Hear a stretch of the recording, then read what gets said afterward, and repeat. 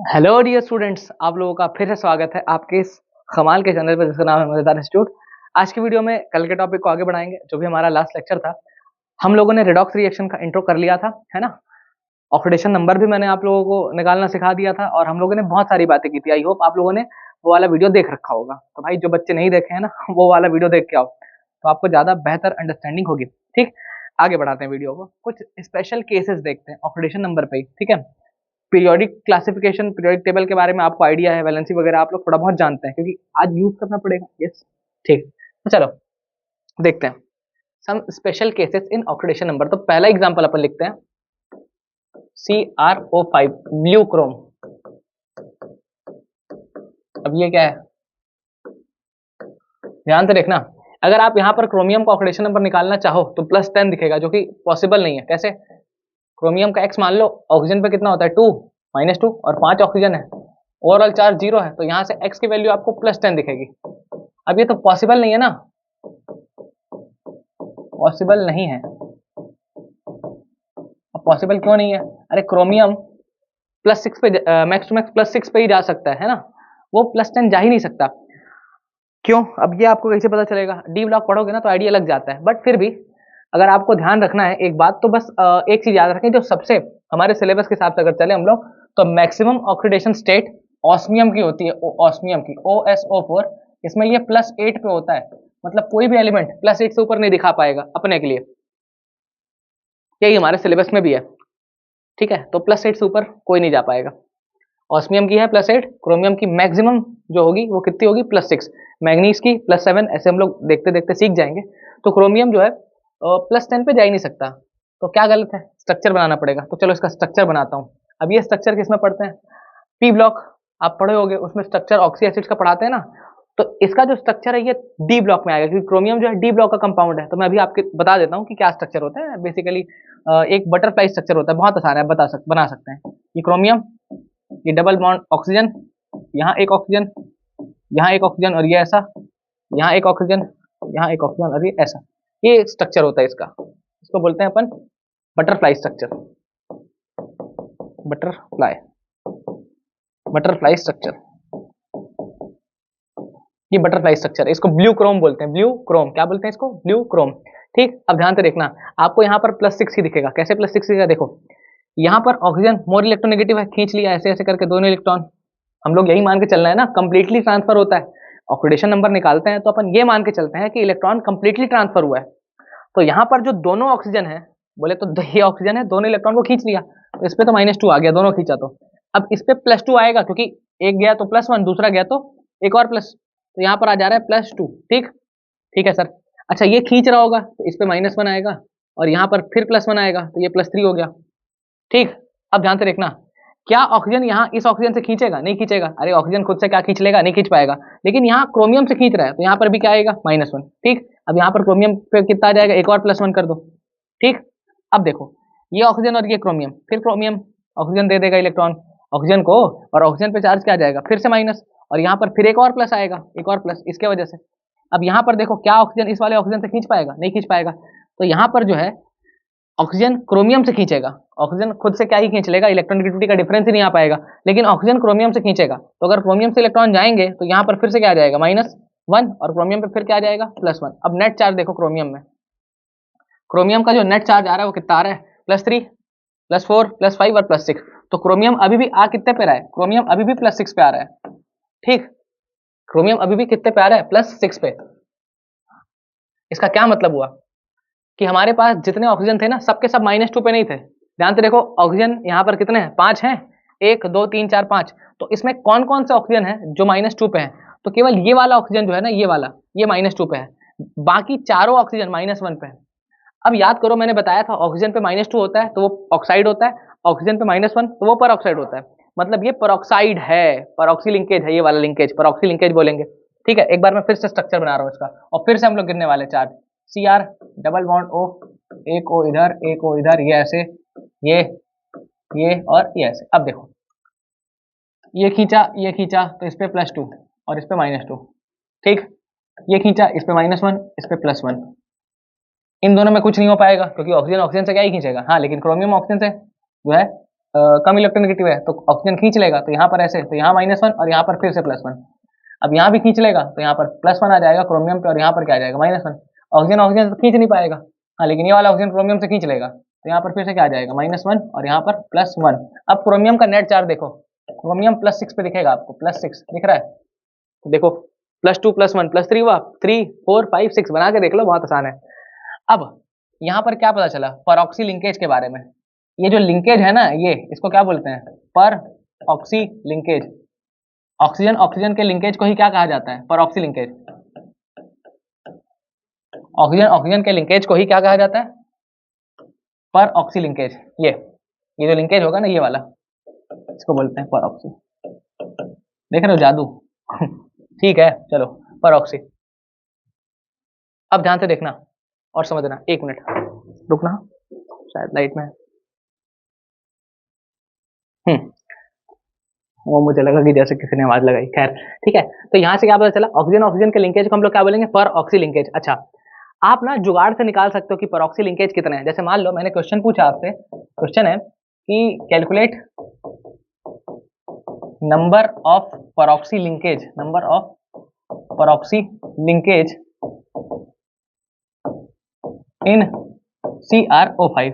ठीक, अब ध्यान देना, एक तो स्ट्रक्चर वाला ट्रिक है, तो स्ट्रक्चर से आपको पता ही चल जाएगा कि कितने हैं, है ना। और स्ट्रक्चर नहीं भी बनाओगे ना, थोड़ा सा अगर आपको आइडिया है तो ध्यान से देखना इस, अच्छा स्ट्रक्चर बना के देखो जुगाड़। मान लो आप स्ट्रक्चर बना लिए, बहुत सिंपल है, बटरफ्लाई स्ट्रक्चर। उसके बाद आपको ये पता है कि एक ऑक्सीजन -2 पे है, एक ऑक्सीजन कितने पे, -2, और 4 ऑक्सीजन कितने पे, -1 पे। अपने क्या पता चल रहा है, 4 ऑक्सीजन जो है ना वो कितने पे है, -1 पर है। अगर 4 ऑक्सीजन -1 पर है, इसका क्या मतलब होगा, कितने परऑक्सी लिंकेज होंगे, 2 ही होंगे।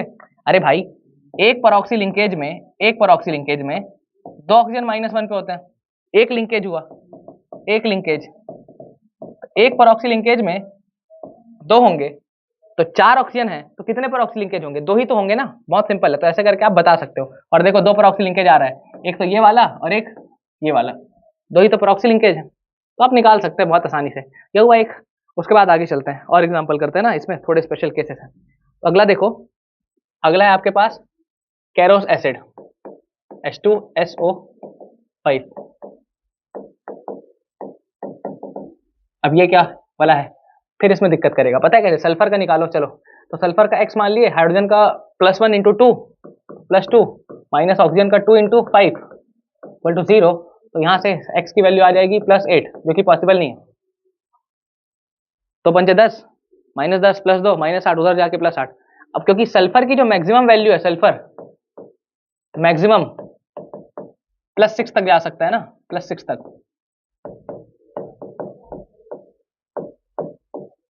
मैक्सिमम +6 तक जा सकता है। कैसे पता +6 तक जा सकता है, अरे भाई सल्फर किस ग्रुप का है, 16 ग्रुप का, वैलेंस शेल में 6 इलेक्ट्रॉन होंगे, तो मैक्सिमम +6 तक जा सकता है ना। तो सल्फर की मैक्सिमम जो ऑक्सीडेशन स्टेट है वो 6 है।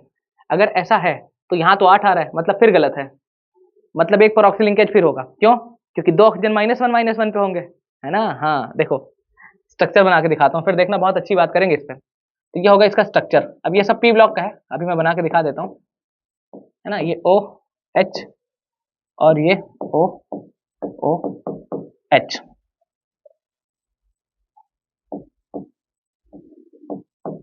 ये H2SO5, ये कैरोस एसिड का स्ट्रक्चर है। ध्यान देना, सल्फर पे +6 यहाँ से दिख जाएगा आपको, कैसे, यहाँ से खींच लिया, उल्टा कर रहे हो सर जी, ऑक्सीजन खींचेगा, ये खींचा, ये खींचा, ये खींचा और ये खींचा, तो सल्फर पे देखो +6 आ गया। ठीक, ऑक्सीजन पे, ये वाले ऑक्सीजन पे -2 है, कैसे, इधर से भी तो खींच ही लेगा हाइड्रोजन से, और इस वाले ऑक्सीजन पे -1 है और इस पे भी -1 है। क्यों, क्योंकि ये इससे खींच रहा है, इन दोनों के बीच में कुछ नहीं, और ये वाला इससे खींच रहा है, यहाँ तो कुछ नहीं है ना। ये क्या है, ये परऑक्सी लिंकेज है, ये क्या है, परऑक्सी लिंकेज। ठीक, मतलब यहाँ पर भी सल्फर +6 पे ही है। अच्छा, तो तुम्हें अगर स्ट्रक्चर नहीं पता, लेकिन मान लो आपको नंबर ऑफ परऑक्सी लिंकेज बताना है ना। मान लो आपको स्ट्रक्चर नहीं पता पर आपको परऑक्सी लिंकेज बताना है, तो बहुत सीधा तरीका है, क्या करना पता है, देखो सल्फर दिखा कितना रहा है, मतलब अगर आप थ्योरेटिकली कैलकुलेट कर रहे हो, थ्योरेटिकली, तो वैल्यू कितनी आ रही है, 8, पर 8 हो नहीं सकता, आएगा कितना, एक्चुअल वैल्यू -6 डिवाइडेड बाई क्या कर देना, 2, तो कितना आ गया, 1, मतलब कितने परऑक्सी लिंकेज होंगे, 1 परऑक्सी लिंकेज। बहुत आसान है, जैसे ब्लू क्रोम वाला भी आप इस फॉर्मूले से कर सकते हो, पता है कैसे? देखो ब्लू क्रोम में आना कितना चाहिए था, ब्लू क्रोम में क्रोमियम का आना चाहिए था +6 पर आ कितना रहा है 10 -6/2 कितना आएगा 4/2 मतलब 2 परऑक्सी लिंकेज। तो 2 परऑक्सी है तो देखो ना 2 परऑक्सी है, एक इधर एक इधर, तो आप ऐसे भी कर सकते हो। ठीक, अच्छा कोई नंबर ऑफ ऑक्सीजन एटम बोलेगा तो 2 से मल्टीप्लाई कर देना इसको वापस से। अरे यार देखो परऑक्सी लिंकेज में एक परऑक्सी लिंकेज में 2 ऑक्सीजन चाहिए, तो 2 परऑक्सी लिंकेज है तो 2 का मल्टीप्लाई कर देना 4 आ जाएगा। ठीक है ना, आसान है। ठीक, अब चलो आगे चलते हैं इसी में। ठीक है, अब मैं एक और केस कराता हूँ, जैसे ये वाला देखो थर्ड H2SO8। ठीक, इसको क्या बोलते हैं अपन, मार्शल्स एसिड, मार्शल्स एसिड। ठीक है, भूल चूक माफ करना भाई, स्पेलिंग में थोड़ा है ना। अब मार्शल एसिड क्या होगा, अब इसमें निकालो सल्फर का H2, तो सल्फर का X मान लिए तो H2 का 2X हुआ, ये H पे +1 होता है लेकिन 2 है, और ऑक्सीजन पे माइनस कितना होएगा -2 8, तो ये हो जाएगा -2 × 8, दैट इज ये वैल्यू आ जाएगी आपके पास 0, ये तो ओवरऑल 0 होगा। तो 2x + 2 -16 = 0, देखो ना। तो यहाँ से 2x = क्या आ जाएगा आपके पास 14, और x की वैल्यू क्या आ जाएगी +7। ये भी पॉसिबल नहीं है, सल्फर +7 पे हो नहीं सकता। अब सल्फर अगर +7 पे नहीं हो सकता फिर आपको स्ट्रक्चर बनाना पड़ेगा। अब स्ट्रक्चर क्या है ध्यान देना, बहुत आसान है, ये कुछ ऐसा होता है इसका structure, S double bond O O O S double bond O OH और OH, ये है मार्शल्स एसिड। H2 देखो H2S2O8 1 2 3 4 1 2 3 4। ठीक, अब ध्यान से देखना, अब यहाँ पर भी सल्फर +6 पे दिख जाएगा, आप देख लेना सल्फर +6 पे और ये भी +6 पे, कोई दिक्कत नहीं, सल्फर +6 पे ये वाला लिंकेज क्या हो जाएगा परऑक्सी, ऑक्सीजन ऑक्सीजन के लिंकेज को क्या बोलते हैं परऑक्सी लिंकेज। तो एक इसमें भी परऑक्सी लिंकेज है, बहुत आराम से बता सकते हैं, कोई बड़ी बात नहीं है अगर स्ट्रक्चर आता है तो। ठीक है, आगे चलते हैं, है ना। एक एग्जांपल ये वाला देखो Fe3O4, थर्ड ये फोर्थ होगा Fe3O4, इसमें आयरन का निकालते हैं। तो आयरन का ऑक्सीडेशन स्टेट निकालने के लिए ये x मान लिए तो 3 आयरन का 3x हुआ, -2 × 4 oxygen that should be equal to 0। तो यहाँ से 3x = आ जाएगा आपके पास 8, और x की वैल्यू क्या आ जाएगी 8/3। ये कैसा अजीब सा वैल्यू आ गया। अब ध्यान से देखना, मैंने तुम्हें बताया था ना ऑक्सीडेशन नंबर और ऑक्सीडेशन स्टेट में थोड़ा सा अपन फर्क मानते हैं, वो यही वाला फर्क है। फ्रैक्शन वैल्यू जब दिखती है ना, आपको क्या मान लेना है, ये ऑक्सीडेशन स्टेट रहा होगा। कैसे, पहले वाला सब नंबर है अगर इंटीजर्स बढ़िया बढ़िया आ रहे हैं, लेकिन फ्रैक्शन में आया तो एवरेज। कैसे, ध्यान देना ये जो Fe3O4 होता है ना, बेसिकली ये एक मिक्सचर में होता है, मिक्सचर पाया जाता है। मिक्सचर किसका मिक्सचर होता है, ये होता है FeO और Fe2O3, इसका मिक्सचर होता है, ये दोनों का कॉम्बिनेशन, इसी के कॉम्बिनेशन से क्या बनेगा Fe3O4। अब इन दोनों में आप आयरन का ऑक्सीडेशन स्टेट देखोगे तो यहाँ पर आपको दिख रहा होगा, इस पे +2 है, ठीक है, और इस पे +3 पे है, देखो देख लो ना, -2 × 3 -6 को बैलेंस करने के लिए इसको +6 पे होना पड़ेगा। +6 पे होने के लिए 2 आयरन है तो +3 पे डिस्ट्रीब्यूट हो।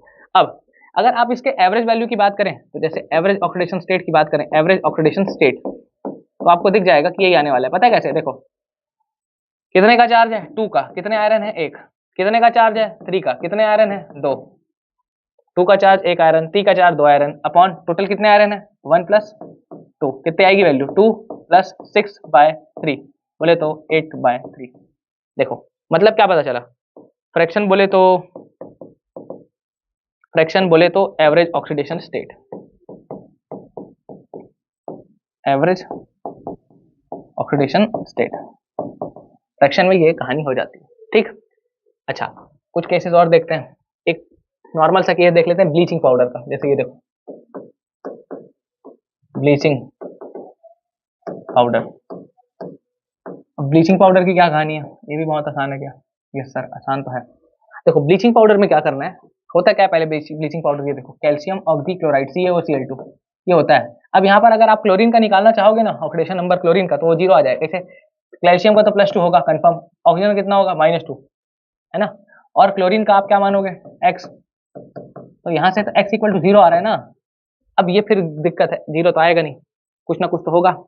अब ये कैसे होगा, ये स्ट्रक्चर से पता चलेगा। स्ट्रक्चर इसका ऐसा होता है, Ca एक होता है आपके पास OCl और एक होता है Cl। ये देखो कैल्शियम ऑक्सीक्लोराइड, ध्यान से देखना, यहाँ पर कैल्शियम से इलेक्ट्रॉन खींच लिया ऑक्सीजन, ये, और क्लोरीन से भी खींचेगा, ज्यादा इलेक्ट्रोनेगेटिव होता है। यहाँ पर आ गया -2 और यहाँ पर क्लोरीन पे क्या आ गया +1, आया कि नहीं।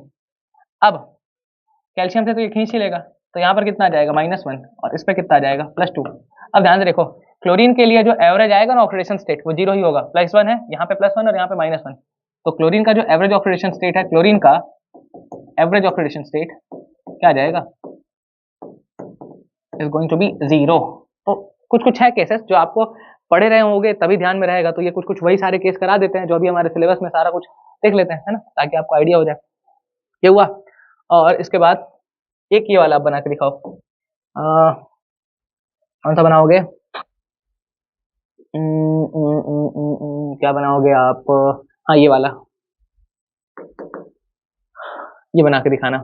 क्या बनाए, एक ये देखो, BaSCN होल ट्वाइस, ये इसमें कैसे करेंगे, बहुत आसान है ये भी। देखो बेरियम है, इसका स्ट्रक्चर बना लो, बेरियम और थायोसाइनाइड, थायोसाइनेट तो ये हो जाएगा SC triple bond N, SC triple bond N।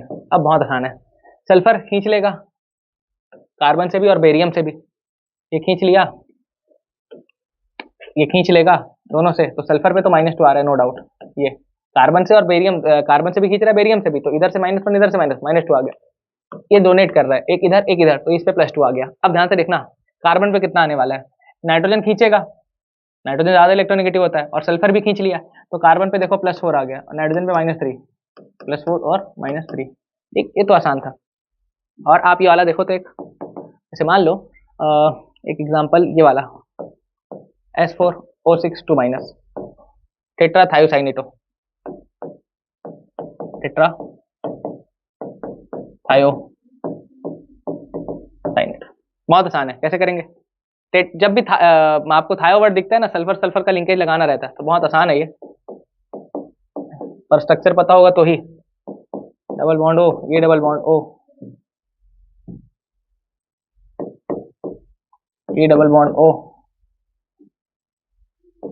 और ये डबल बॉन्ड O, यहाँ पर O- और यहाँ पर भी O-, ठीक है। अब इसको गिन के निकाल लेना भाई ना तुम लोग, क्योंकि अगर आप इसको निकालोगे तो ये 2.5 आएगा, कैलकुलेट करके निकालोगे तो एक्स वाला तरीके से, पर 2.5 आएगा नहीं, वो एवरेज वैल्यू होगी ना, तो इसको तुम लोग करके देखना है, तुम्हारा होमवर्क है, ठीक। अब चलते हैं हम लोग आगे, ये हुआ। अब यहाँ से बस अपन पहुँचते हैं रिडॉक्स पे, तो रिडॉक्स में पहुँचने के पहले हम लोग बात करते हैं ऑक्सीडेशन क्या होता है, रिडक्शन क्या होता है ना, पर उससे पहले भी मैं तुम्हें बता दूं वैलेंसी और ऑक्सीडेशन स्टेट का डिफरेंस, ठीक है। तो यहाँ पर अपन लिखते हैं वैलेंसी, यहाँ पर हम लोग लिखेंगे ऑक्सीडेशन स्टेट या ऑक्सीडेशन नंबर, जो भी। वैलेंसी का मतलब क्या होता है, it is the bonding capacity, it is the bonding capacity of an element, ठीक। और ऑक्सीडेशन नंबर क्या होगा, it is the charge present, और ये चार्ज क्या हो सकता है, एक्चुअल या वर्चुअल, एक्चुअल और virtual, it is the charge present actual और virtual on an element in a given compound, किसी गिवन कंपाउंड में कितना चार्ज प्रेजेंट है, रियल या वर्चुअल, उसी को क्या बोलेंगे, ऑक्सीडेशन नंबर। वैलेंसी कभी भी नेगेटिव या फ्रैक्शनल नहीं हो सकती, it can not be negative and fractional. और आपको पता है जो ऑक्सीडेशन नंबर है वो तो नेगेटिव भी हो सकता है, पॉजिटिव भी हो जाता है, फ्रैक्शनल भी हो सकता है, तो it can be negative, positive and fractional, कुछ भी हो सकता है ये, ठीक है। तो ये बेसिक सा एक अंतर था, बाकी तो आपको पता है, समझदार हैं आप लोग। अब उसके बाद हम लोग बात करेंगे ऑक्सीडेशन क्या होता है, रिडक्शन क्या होता है, तो ये भी आसान है, बच्चों ने पढ़ते हुए आए हैं ना। चलो देखते हैं, यहाँ पर लिख लो ऑक्सीडेशन, ठीक। यहाँ पर क्या होएगा भाई, रिडक्शन। बचपन में सब पढ़ के आए, ऑक्सीडेशन क्या होगा, पहला गेन ऑफ इलेक्ट्रॉन, नहीं सर, गेन ऑफ ऑक्सीजन। यहाँ पर क्या होगा, लॉस ऑफ ऑक्सीजन, सबको पता है ये सब, बचपन में पढ़े हैं ना। ऑक्सीजन गेन करोगे ऑक्सीडेशन बोलते हैं, ऑक्सीजन को लूज कर दोगे तो रिडक्शन बोलते हैं। दूसरा लॉस ऑफ इलेक्ट्रॉन, यहां पर क्या होगा, आसानी से लिख लेंगे sir, gain of electron. Sir यहां पर क्या लिखेंगे, लॉस ऑफ हाइड्रोजन। तो यहां पर क्या लिख देंगे सर, यहां पर लिख देंगे sir gain of hydrogen, gain of hydrogen, यही सब लिखे हैं सर। एक चीज और लिख लो, addition of more electronegative element. Electronegative element, किसी इलेक्ट्रोनेगेटिव एलिमेंट का एडिशन भी ऑक्सीडेशन ही होता है, और यहां पर क्या होगा, रिमूवल ऑफ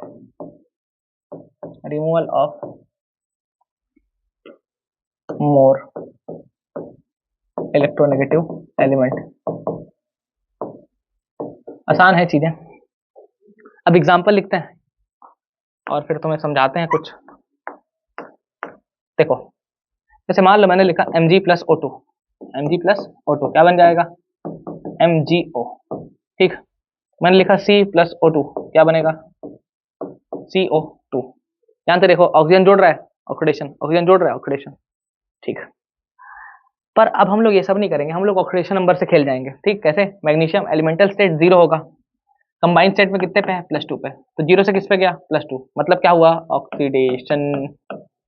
ऑक्सीजन किस पे, 0 पे, ये किस पे गया, -2 पे, -2 पे है ना, इसको क्या बोलेंगे, रिडक्शन। बस इसका क्या मतलब हुआ, मेन चीज हम लोग का फंडा है क्या, कि भाई ऑक्सीडेशन नंबर बढ़ा तो ऑक्सीडेशन, ऑक्सीडेशन नंबर घटा तो रिडक्शन। देखो ना, मैग्नीशियम पहले 0 पे था, 0 से किस पे गया, +2 पे, तो बढ़ा ना, ऑक्सीडेशन हुआ। ऑक्सीजन पहले 0 पे था, फिर किस में चला गया, -2 में, तो घटा ना, तो रिडक्शन हुआ। बस इतना ही आसान है। यस सर, ऑक्सीडेशन क्या होगा, ऑक्सीडेशन नंबर बढ़ा तो क्या होगा, ऑक्सीडेशन, ऑक्सीडेशन नंबर घटा तो क्या होगा, reduction. That's it, so simple, ये आपको ध्यान रखना है। अब से अपनी मेन डेफिनेशन यही है, बढ़ा तो ऑक्सीडेशन, घटा तो रिडक्शन। ठीक, एक केस में ऐसा आएगा जब ऑक्सीडेशन नंबर चेंज नहीं होगा, फिर भी तुमको दिख जाएगा अभी कि ऑक्सीडेशन हुआ है या रिडक्शन हुआ है। देखना एक एग्जांपल करेंगे ना, अभी मस्त है, आगे आएगा जब, तब देखते हैं। खैर ये हुआ, इसके बाद अपन चलते हैं आगे, ऑक्सीडेशन रिडक्शन। अच्छा, अब तो ऑक्सीडेशन रिडक्शन तो पढ़ ही लियो, अब पढ़ना है ऑक्सीडाइजिंग एजेंट क्या होता है, रिड्यूसिंग एजेंट क्या होता है। तो ये भी आसान है sir, oxidising agent, oxidising agent क्या होगा, ओए, ओए होगा, ओए ओए। ऑक्सीडाइजिंग एजेंट मतलब ऑक्सीडाइजेस अदर्स, दूसरे को क्या करेगा, oxidises others and reduces itself. Yes sir, ये तो बचपन से पता है। मैं बताओ रिड्यूसिंग एजेंट क्या होगा, ये भी पता है सर। रिड्यूसिंग एजेंट होगा reduces others and oxidises itself. Wow, reduces others and oxidizes itself। ठीक है सर। अब आप क्या बताते हैं आगे, ध्यान से देखना, ये ऑक्सीडाइजिंग एजेंट रिड्यूसिंग एजेंट हुआ। एक एग्जांपल लिखते हैं, जैसे मैंने लिखा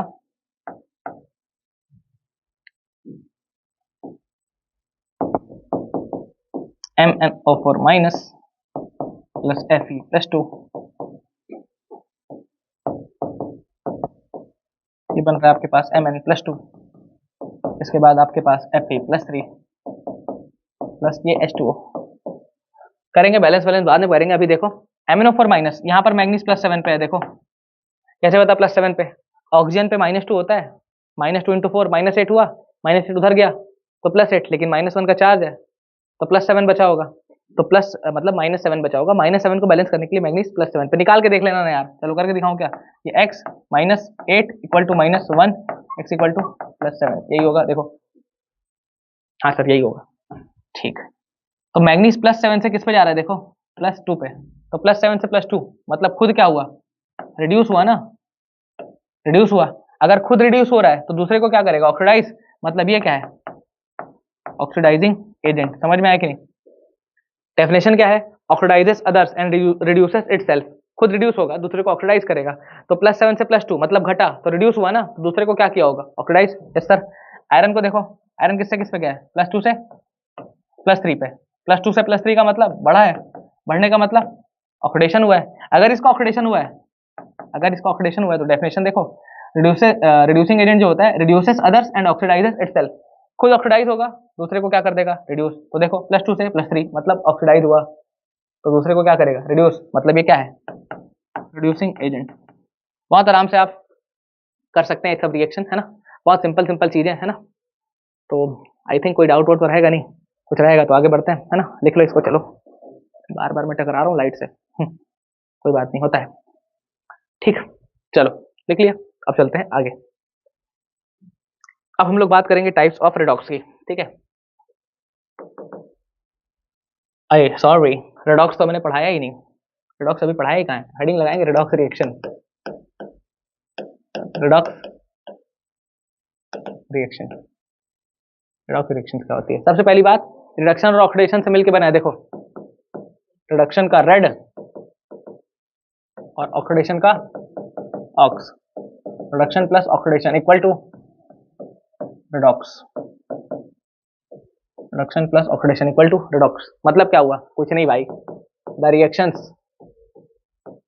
reactions in which oxidation and reduction takes place simultaneously, उसी को क्या बोलते हैं, रेडॉक्स रिएक्शन। एग्जांपल देखोगे, देखो जैसे मान लो यही वाला एग्जांपल Mg + O2, क्या बनेगा, MgO, ठीक। और एग्जांपल देखें, जैसे मान लो मैंने लिखा सल्फर + O2 SO2, रेडॉक्स ही है। पता है कैसे, ध्यान देना, मैग्नीशियम यहाँ पर 0 पे है, 0 से किस पे गया, +2 पे, मतलब ऑक्सीडेशन हुआ। ऑक्सीजन एलिमेंटल स्टेट 0 है, यहाँ पर कितने पे गया, -2 पे, मतलब रिडक्शन हुआ। तो ऑक्सीडेशन रिडक्शन साथ में हो गया ना, तो रिडॉक्स तो हो गया। जब ऑक्सीडेशन रिडक्शन साथ में होता है तो रिडॉक्स ही तो बोलते हैं इसको। देखो सल्फर 0 पे है, किस पे जा रहा है, +2 पे, ऑक्सीजन 0 पे है, किस पे जा रहा है, -2 पे, तो ये भी क्या हुआ, रिडॉक्स। बहुत आसान है सर। अच्छा ये वाला होगा क्या, रिडॉक्स। देखो जैसे मान लो मैंने लिखा कैल्शियम कार्बोनेट सॉलिड, इसको आप हीट करते हो तो ये बनेगा calcium oxide plus CO2 gas. तो देखो कैल्शियम तो +2 पे ही है ना, कार्बन +4 पे ही है और ऑक्सीजन -2 पे ही है। देखो निकाल के देख लेना, कैल्शियम +2, कार्बन में कितना आएगा, +4 ही आएगा, -2 × 3 -6 और ये +2 तो ये -4, तो इसको बैलेंस करने के लिए कार्बन +4 पे होगा, ठीक है। तो इसमें किसी का भी ऑक्सीडेशन नंबर चेंज नहीं हो रहा है, देखो, पर not a redox, not a redox, इसको नॉन रिडॉक्स बोलते हैं। क्या बोलते हैं, non redox reaction, non redox reaction. तो जरूरत नहीं है, क्या करोगे, रिडॉक्स पढ़ना है ना, जो रिडॉक्स नहीं है वो नॉन रिडॉक्स है।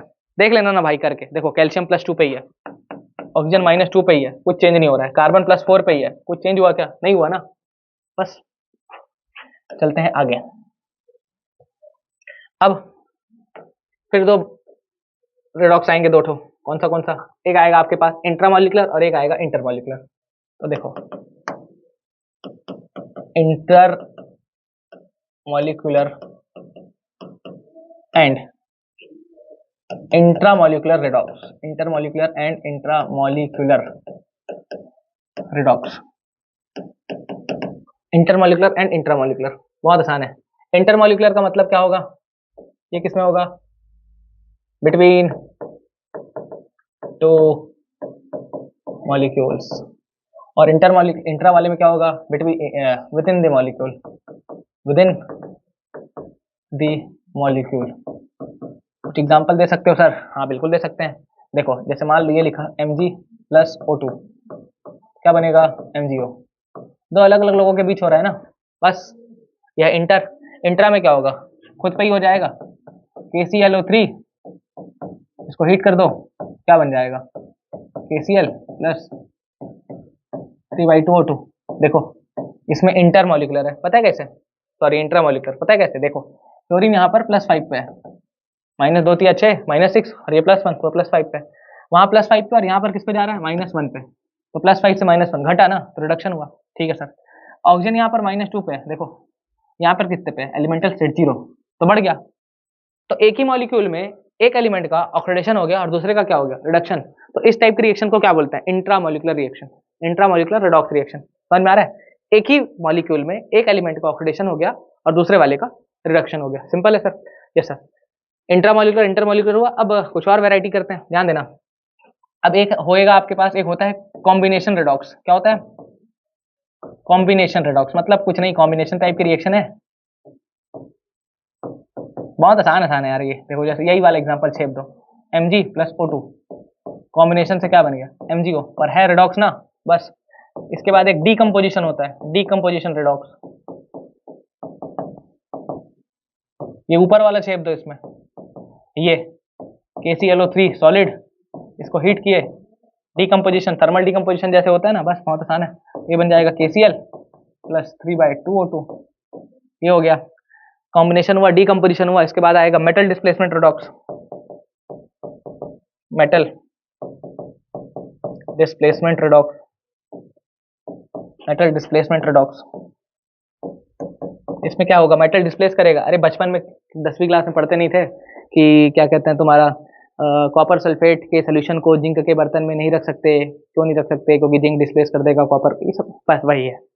देखना, zinc plus copper sulphate aqueous, तो बन जाएगा zinc sulphate plus copper, deposit हो जाएगा।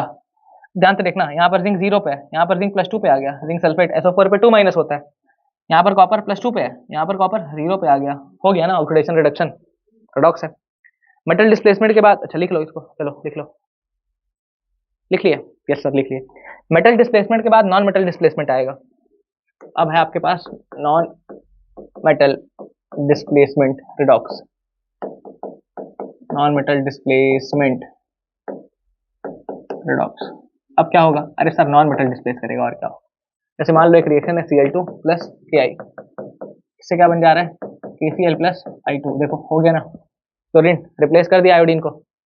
तो यहाँ पर क्लोरीन 0 पे है, यहाँ पर क्लोरीन -1 पे है, यहाँ पर I-1 पे है, यहाँ पर 0 पे है, बस हो गया यार, सिंपल। अब दो महा इंपॉर्टेंट रिएक्शन आ रही है ना, इंपॉर्टेंट है, कौन सी है पता है, डिसप्रपोर्शनेशन, इससे सवाल आया हुआ है, डिसप्रपोर्शनेशन, डिसप्रपोर्शनेशन रिएक्शन। अब डिसप्रपोर्शनेशन रिएक्शन होता क्या है, मैं एग्जांपल पहले लिख के दिखाता हूँ रिएक्शन, उसके बाद समझाता हूँ, बहुत आसान है, ठीक है। जैसे एग्जांपल ये लिखो, P4 प्लस NaOH, ठीक, इससे बनता है PH3 प्लस NaH2PO2, ये। अब ध्यान से देखना, यहाँ पर फास्फोरस 0 पे है, कोई दिक्कत ही नहीं है, एलिमेंटल स्टेट है 0। यहाँ पर फास्फोरस कितने पे है, -3 पे है, देख लो, हाइड्रोजन है नॉन मेटल के साथ, +1 पे होगा।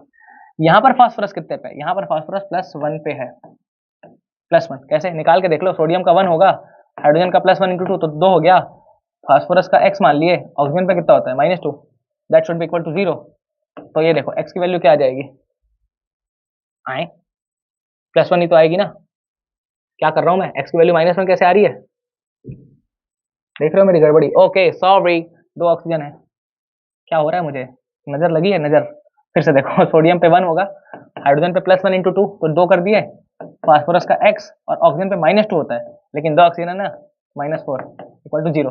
तो यहाँ से आपको x की वैल्यू +1 ही मिलेगी, देखो ये 3 -4 तो -1, उधर जाके +1, ठीक है, तो फास्फोरस +1 पे है। अब ध्यान से देखना, यहाँ पर फास्फोरस का ही रिडक्शन हो गया, देखो रिडक्शन हुआ ना, रिडक्शन, और फास्फोरस का ही क्या हो गया, ऑक्सीडेशन।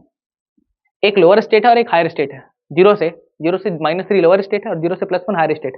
इसका क्या मतलब हुआ, इसका ये मतलब हुआ सर कि जब भी किसी एक एलिमेंट का ऑक्सीडेशन और रिडक्शन दोनों हो जाए, एक लोअर स्टेट हो और एक हायर स्टेट हो, तो इस पर्टिकुलर टाइप के रिएक्शन को क्या बोलेंगे, डिसप्रपोर्शनेशन रिएक्शन। फिर से बोलता हूं, जब एक ही एलिमेंट का ऑक्सीडेशन और रिडक्शन दोनों हो जाए, एक ही एलिमेंट का ऑक्सीडेशन और रिडक्शन दोनों हो जाए, एक लोअर स्टेट और एक हायर स्टेट पे, तो इस तरह की रिएक्शन को क्या बोलेंगे, डिसप्रपोर्शनेशन रिएक्शन। आई गेस समझ में आ गया होगा, बहुत आसान है, ठीक है, चलो लिखते हैं सर। तो ये कौन सी रिएक्शन है, हाँ, the reaction in which oxidation and reduction both are happening of a same element,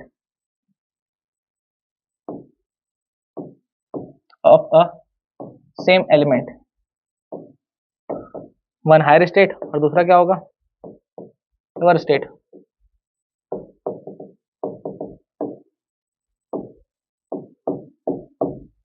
lower state from before, मतलब पहले से एक स्टेट हायर और एक स्टेट लोअर, तो पहला इसका जीरो था तो एक स्टेट हायर +1 और एक स्टेट लोअर -3। इस पे the reaction in which oxidation and reduction both are happening of a same element is called disproportionation reaction। ये डिस्प्रपोर्शनेशन पहचान लोगे, बहुत आराम है। अब ध्यान से देखना कुछ एग्जांपल इसके अगर एक आध देखने चाहें और तो जैसे ये देखो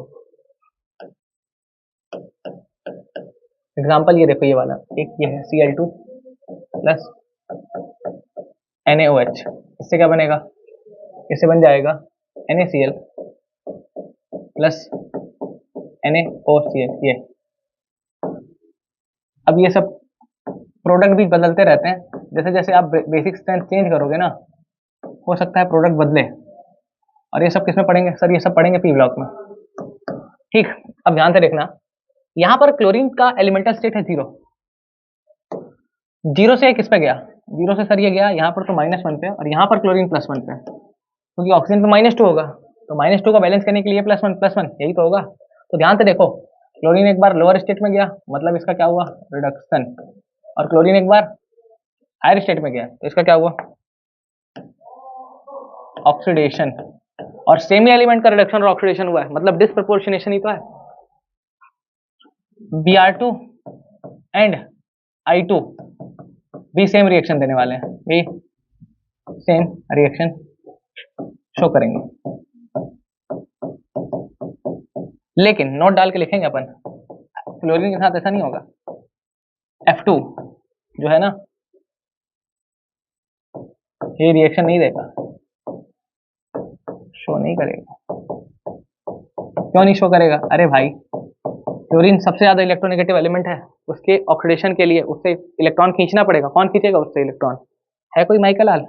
तो फ्लोरीन के साथ अगर आप रिएक्शन कराओगे F2 प्लस NaOH तो ये कुछ ऐसा हो जाएगा, NaF हो जाएगा ये इसके साथ, और ये बन जाएगा हाफ O2 प्लस H2O, ये कुछ इस तरह की रिएक्शन हो जाएगी।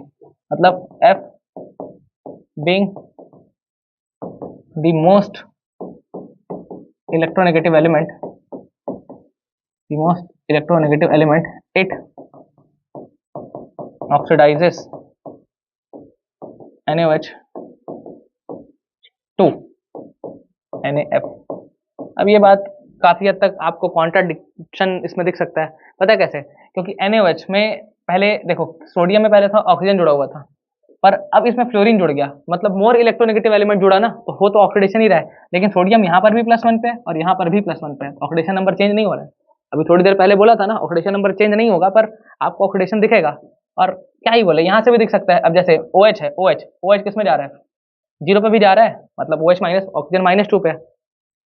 क्यों बता रहा हूँ भाई ये सब, ठीक है फ्लोरीन की रिएक्शन को ध्यान रखना, पी ब्लॉक में थोड़ा और डिटेल में डिस्कस कर देंगे, ठीक है, बस ध्यान रख लेना, नहीं तो दिक्कत नहीं है, वैसे ये सब पूछने वाला नहीं है कोई, वो कभी दिख सकता है आपको, है ना, ये सब पी ब्लॉक में है, पी ब्लॉक में ही दिखेगा, और पी ब्लॉक तो सिर्फ जेई एडवांस में है, मेंस में तो एकदम इत्तुस है, जनरल प्रॉपर्टीज है तो वो तो पीरियोडिक टेबल में पढ़ लेते हैं। खैर तो इसको लिख लो, है ना। इसके बाद हम लोग जस्ट अपनी अगली टाइप ऑफ रिएक्शन में पहुंचते हैं, जो कि कम प्रोपोर्शनेशन रिएक्शन, बस डिस्प्रोपोर्शनेशन का उल्टा। चलें आगे, ठीक। अब है आपके पास कौन सी reaction, come proportionation.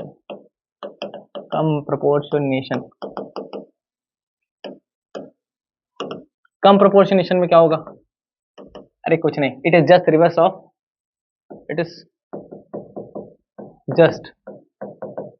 Reverse of disproportionation. Disproportionation का क्या है? रिवर्स। डिसप्रपोर्शनेशन,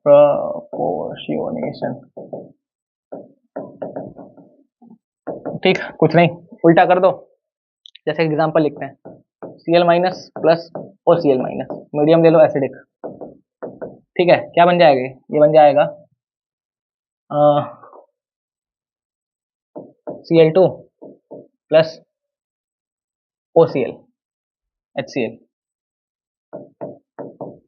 ये अब ध्यान से देखो, क्लोरीन -1 पे था, -1 से किस पे गया? 0 पे। और यहाँ पर भी क्लोरीन कितने पे था? यहाँ पर भी क्लोरीन कितने पे था? -1 पे कि +1 पे? यहाँ पर क्लोरीन +1 पे, देखो ध्यान से, यहाँ पर तो -1 पे ही है, दिख रहा है -1 पे। यहाँ पर क्लोरीन +1 पे, कैसे पता +1 पे? अरे देखो ना, ऑक्सीजन पे -2 होता है, क्लोरीन का x मानोगे, इक्वल टू क्या है? -1, ऊपर चार्ज, x की वैल्यू क्या आएगी? +1 आएगी ना, यहाँ पर +1 पे। अब ध्यान से देखना, क्लोरीन जो है ना, अब ये HCl भी बन सकता है एसिडिक मीडियम में, बट यहाँ से देखोगे तो आपको दिख जाएगा। तो अगर मैं मीडियम ना लिखूँ ना, मीडियम ना लिखूँ तो ज़्यादा बेहतर होगा, वरना फिर आप बोलोगे कि Cl माइनस में ही है, नहीं, वो मीडियम है, मीडियम वाली रिएक्शन हम लोग पढ़ेंगे। अभी के लिए ये रिएक्शन को मानो। अब ध्यान से देखो, Cl -1 से किस पे जा रहा है?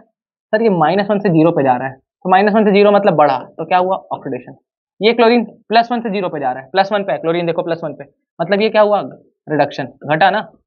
अब ध्यान से देखो, दो अलग अलग एलिमेंट्स, मतलब एलिमेंट सेम है पर उनका अलग अलग oxidation state same oxidation state पर पहुंच रहा है। पहले क्या होता था? एक एलिमेंट का ऑक्सीडेशन होता था और रिडक्शन भी उसी का होता था, और दोनों अलग अलग वैल्यूज होती थी। अब क्या है? वैल्यू ही पहले अलग अलग है, देखो ये पहले -1 पे है और ये वाला +1 पे है, तो एक लोअर स्टेट और एक हायर स्टेट है और पहुंच रहे हैं सेम वाले में। पहले क्या होता था? सेम स्टेट होता था और ये ऑक्सीडाइज और रिड्यूस होता था। इधर से देखो इस रिएक्शन को, इधर से, तो देखो Cl2 किस में जा रहा है? 0 से -1 रिडक्शन, और यहाँ किससे जा रहा है? 0 से +1 ऑक्सीडेशन। मतलब एक ही एलिमेंट का ऑक्सीडेशन रिडक्शन दोनों हो रहा है, इसको डिसप्रोपोर्शनेशन बोलते थे, और इस रिएक्शन को पलट दिया ऐसे, तो ये वाला बन गया ना। समझ में आ रहा है क्या बोल रहा हूँ? तो आई होप क्लियर होगा आपको, है ना। तो ये थी हमारी कुछ इंपॉर्टेंट बातें। अगली क्लास में हम लोग बैलेंसिंग के बारे में बात करेंगे, ठीक है, रेडॉक्स रिएक्शन को कैसे बैलेंस किया जाए, बहुत ही इंपॉर्टेंट लेक्चर होने वाला है। तो अगली वीडियो में मिलते हैं दोस्तों, तब तक अपना ध्यान रखना, बाय बाय।